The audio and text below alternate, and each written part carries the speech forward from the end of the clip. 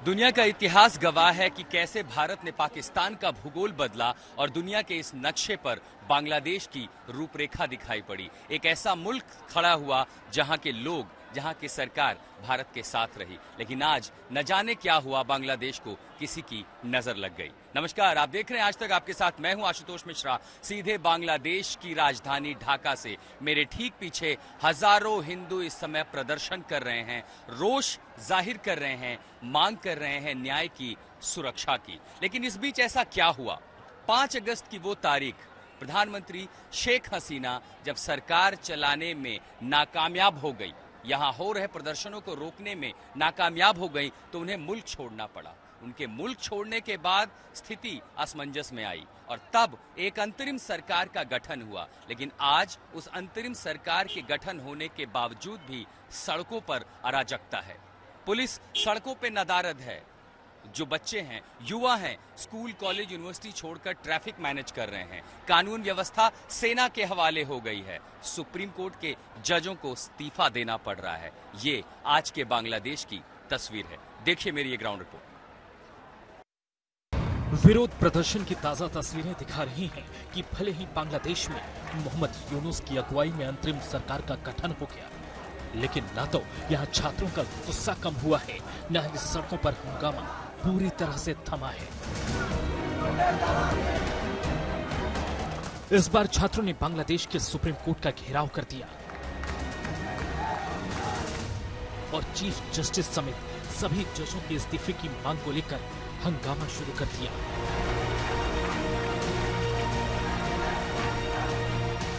दरअसल ये खबर आई थी कि बांग्लादेश के बदले सियासी हालात के बीच चीफ जस्टिस ने फुल कोर्ट मीटिंग बुलाई है।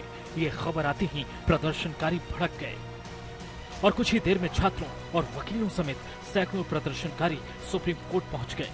बांग्लादेश में प्रदर्शन जो है वो सुप्रीम कोर्ट तक पहुंच गया है। हम इस समय ढाका में जो बांग्लादेश का सुप्रीम कोर्ट है उसके प्रांगण में हैं। बाहर बड़ी संख्या में प्रदर्शनकारी हैं, तो अंदर भी जो है काफी संख्या में प्रदर्शनकारी पहुंच गए हैं।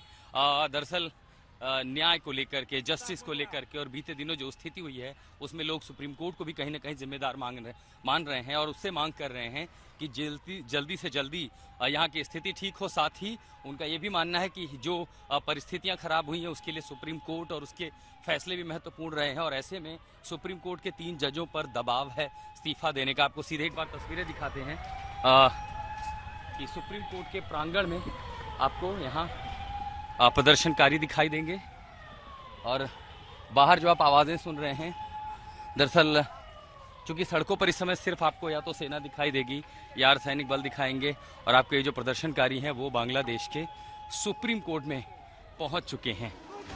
दरअसल प्रदर्शनकारी छात्र बीते कुछ समय में आरक्षण को लेकर आए शीर्ष अदालत के फैसलों से नाराज हैं।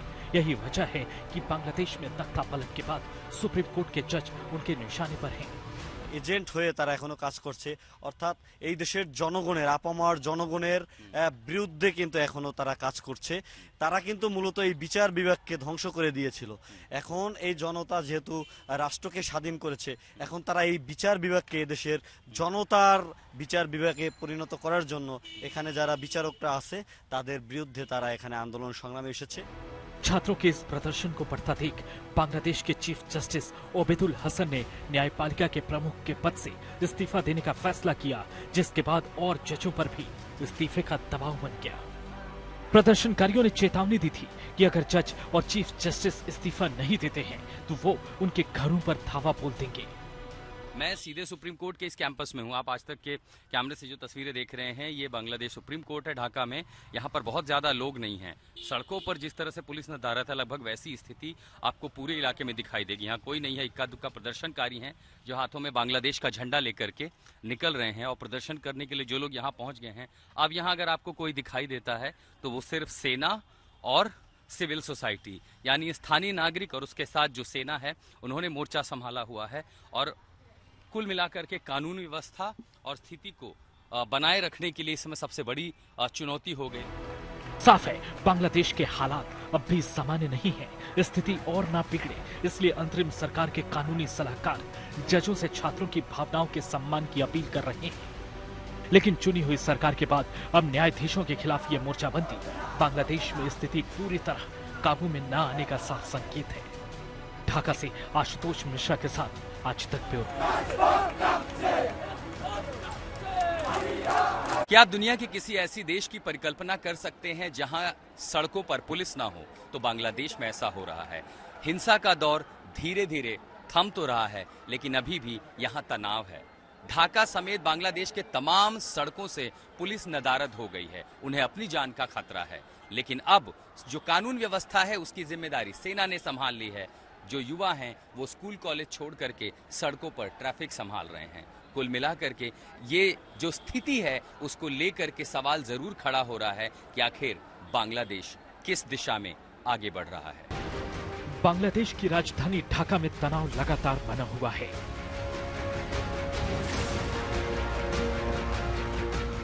अंतरिम सरकार के गठन के बाद भविष्य अंधेरे में घिरा हुआ है, क्योंकि न तो प्रदर्शनकारी छात्र अभी वापस लौटे हैं, न ही बांग्लादेश की राजधानी ढाका की सड़कों पर सब कुछ सामान्य दिख रहा है। सड़कों से पुलिस पूरी तरह से गायब है। पुलिस का एक भी जवान नजर नहीं आ रहा।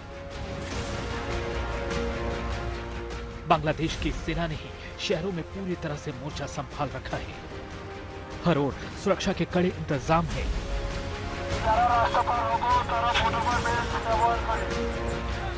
ट्रैफिक जैसे कामों का जिम्मा वॉलंटियर और छात्रों ने संभाल रखा है।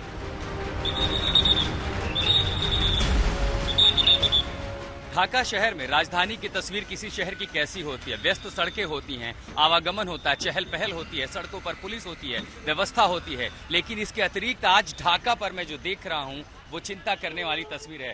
ठीक एयरपोर्ट के बाहर ये आम दिनों की तस्वीर नहीं है, जहां आप इस समय बांग्लादेश की सेना को देख रहे हैं। और सेना के साथ ये जो सफेद गाड़ियां हैं ये दरअसल आर्मर्ड व्हीकल हैं, बख्तरबंद गाड़ियां हैं, जिन्हें यहां लगा दिया गया है। खासकर जब प्रदर्शन शुरू हुआ ये देखते हुए कि कहीं हालात फिर से तनावग्रस्त ना हो। और इसी से आप अंदाजा लगा सकते हैं कि ढाका की सड़कों पर पुलिस नदारद है। दरअसल जी हाँ, पुलिस छोड़ करके चली गई है। जब से हिंसा प्रदर्शन शुरू हो रहे थे, जब शेख हसीना सरकार के खिलाफ, तब आरोप ये था कि पुलिस का इस्तेमाल किया गया है, बर्बर बल प्रयोग किया गया, जिसके चलते कई लोगों को गोलियां लगी और हिंसा जब भड़की तो उसकी जिम्मेदारी पुलिस को तय की गई और इसीलिए ढाका की सड़कों से पुलिस गायब हो गई। आज यहाँ जिम्मा कौन संभाल रहा? अभी जो पहली तस्वीर मैं उतरते ही क्या देखता हूँ, यहाँ पर सड़कों पर सेना तैनात है, वो ट्रैफिक व्यवस्था संभाल रहे हैं, वो कानून व्यवस्था संभाल रहे हैं। इसके साथ साथ छात्रों के संगठन, मसलन आप ये अगर देखेंगे तो ये सी रोवर्स ग्रुप है, जैसे स्काउट गाइड होती है हमारे यहाँ एनसीसी होती है, वैसे यहाँ पर बीएनसीसी है, कैडेट कोर है, स्काउट है, सी रोवर्स हैं, इस तरह के संगठन। अब देखिए यहाँ सड़कों पर जाना है, व्यवस्था कौन देखे? पुलिस देखे, लेकिन पुलिस नदारद है।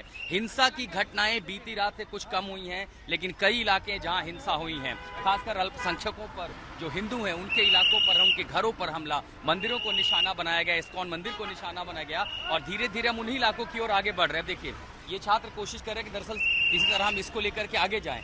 यहाँ पर जब प्रदर्शन शुरू हुआ, ये वो इलाका था जब तमाम लोगों का जो हुजूम था, हजारों लोगों का उस दिन, वो यहाँ तक पहुंचा और उन्हें रोकने के लिए ये कटीले तार लगाए गए। मैं चाहूंगा, देखिए कैमरा लेकर के आगे आता हूँ, यहाँ पर कटीले तारों का पूरा जमावड़ा रखा गया और इससे लोगों को रोकने की कोशिश की गई। लेकिन अब जब हालात सुधरे हैं तो आपको ये लड़के, अब आप समझिए स्कूल बंद है, कॉलेज बंद है, बांग्लादेश का भविष्य हाथों में डंडा लेकर के यहाँ पर सड़कों पर खड़ा है। उसे भी ये चिंता है कि अगर व्यवस्था नहीं ठीक होती है तो पूरी दुनिया देख रही है कि होगा क्या।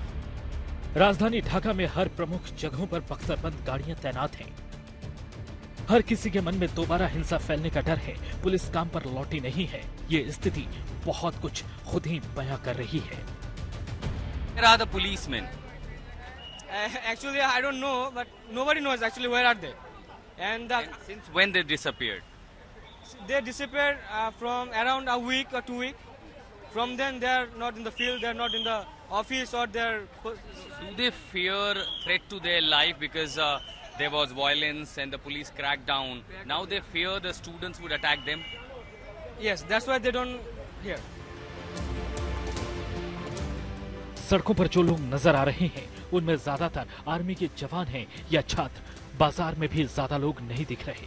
हर कोई बड़ी उठापटक के बाद बांग्लादेश के हालात सामान्य होने का इंतजार कर रहे हैं। मैं ढाका के सबसे व्यस्ततम बाज़ारों में से एक में से पहुंचा हूं और आम दिनों के मुकाबले यहां भी लोगों की चहल पहल काफ़ी कम हो गई है और यहां भी सड़कों से एक स्थिति जो दिखाई पड़ती है वो ये है कि पुलिस नहीं है। यानी बांग्लादेश की सड़कों में, खासकर ढाका की सड़कों से पुलिस गायब हो गई है और कानून व्यवस्था की जिम्मेदारी अलग अलग संगठनों ने और उसके साथ साथ सेना ने संभाल रखी। मतलब आप सोचिए कि बाजार भी, जो बाजार है यहाँ लोग खाने पीने के लिए आते हैं, यहाँ पर भी आपको सेना ही दिखाई पड़ेगी। मेरे पीछे आप जिनको देख पा रहे हैं, बांग्लादेश की सेना यहाँ पर भी तैनात है। अब इसके आगे जैसे हम आपको लेके चलते हैं तो सड़कों पर चहल पहल बहुत कम है, लेकिन अगर कुछ बदलाव आपको दिखाई पड़ता है तो वो ये है कि पुलिस की जगह सारी व्यवस्था सेना ने संभाल रखी है। दरअसल लोगों का भरोसा पुलिस से बिल्कुल उठ चुका है और इसीलिए जो संगठन के लोग हैं, चाहे वो कैडेट कोर हों या फिर अब आर्म फोर्सेस हों, वॉलंटियर्स हों, स्काउट्स हों, बांग्लादेश स्काउट्स के लोग हों, उन्होंने मोर्चा तो संभाला है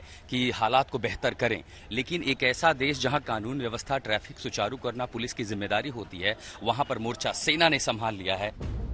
बांग्लादेश की अंतरिम सरकार बार बार शांति की अपील कर रही है, लेकिन अभी आम आदमी पर उसका ज्यादा असर नहीं दिख रहा है। पूरी व्यवस्था चरमराई नजर आ रही है, जो चुनौती को बढ़ा रही है। दूसरी ओर छात्र भी अपनी सभी मांगों के पूरे होने से पहले आंदोलन खत्म करने को राजी नहीं दिख रहे हैं। ढाका से आशुतोष मिश्रा के साथ आज तक ब्यूरो।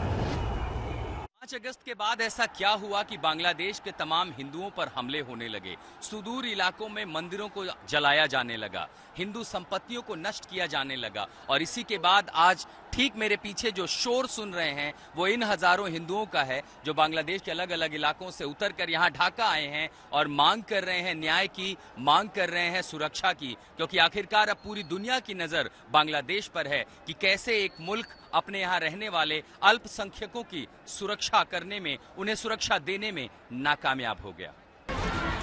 ढाका में हजारों की संख्या में हिंदू समुदाय सड़कों पर उतर आया।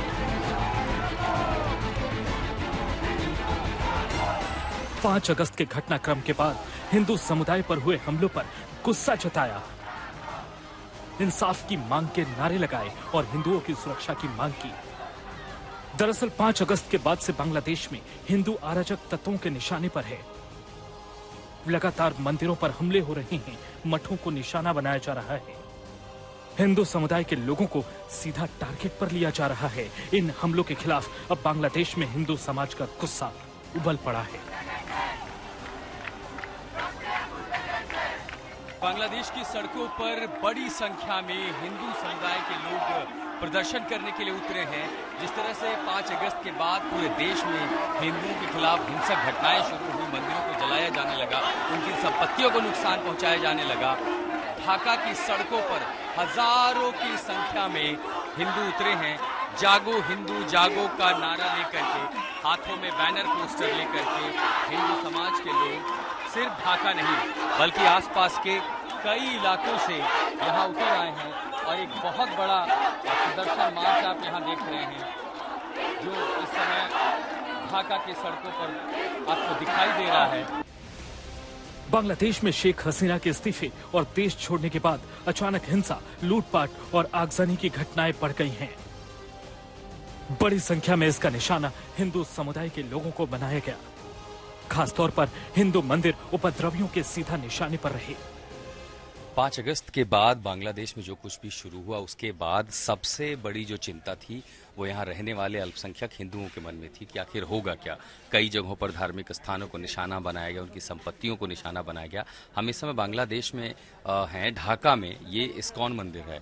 हालांकि यहाँ पर कोई हमला नहीं हुआ था, लेकिन इसके अलावा जो भारत से लगती हुई जो सीमाएं हैं, जो जिले हैं, उन इलाकों पर सबसे ज्यादा इसका असर पड़ा था। और अब आप जो तस्वीरें देख रहे हैं ये दरअसल इस्कॉन मंदिर में और यहाँ रहने वाले वो लोग हैं, पुजारी और जितने भी हिंदू, लगभग हजारों की संख्या में जो हिंदू ढाका में रहते हैं वो यहाँ के नियमित पुजारी हैं और पूजा करने के लिए आते हैं। ये आप तस्वीरें देख रहे हैं ढाका के इस्कॉन मंदिर में।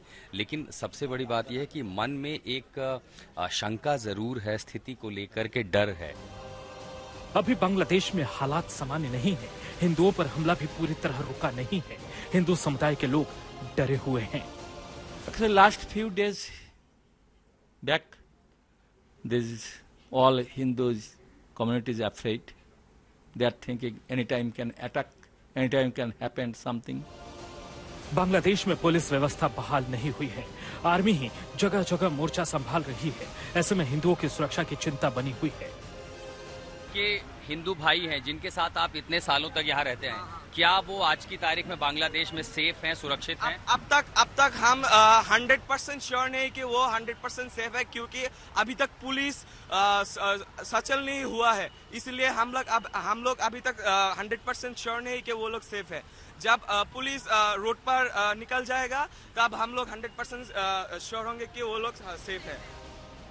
उधर बांग्लादेश में हिंदुओं पर हो रहे हमलों को लेकर भारत में भी लगातार प्रदर्शन हो रहे हैं। सरकार से मांग की जा रही है कि बांग्लादेशी हिंदुओं की सुरक्षा सुनिश्चित की जाए। बांग्लादेश में अंतरिम सरकार गठन के बाद प्रधानमंत्री मोदी ने मोहम्मद यूनुस को शुभकामना देने के साथ ही इस मुद्दे को उठाया, हिंदुओं और अन्य अल्पसंख्यक समुदायों की सुरक्षा और संरक्षण की अपील की। उम्मीद जताई जा रही है कि बांग्लादेश में उपद्रव हंगामे का दौर रुकेगा और हिंदू समुदाय की सुरक्षा जल्द सुनिश्चित हो सकेगी। ढाका से आशुतोष मिश्रा के साथ आज तक ब्यूरो। फिलहाल बांग्लादेश की राजधानी ढाका से आशुतोष मिश्रा के साथ इतना ही। हम तमाम हर वो खबर आप तक पहुंचाते रहेंगे। बांग्लादेश की हर खबरें आप तक लाते रहेंगे। देश और दुनिया की बाकी खबरों के लिए आप देखते रहिए आज तक।